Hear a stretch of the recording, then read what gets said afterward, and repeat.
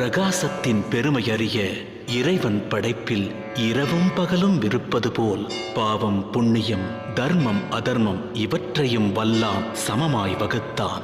அந்த சமநிலை மாறி பாவத்தின் கரம் ஓங்கும் போதெல்லாம் அவனிவாழ் மனிதரை அரவணைத்துக் காக்க யுகந்தோறும் தோன்றும் பரந்தாமன் அவதாரம்.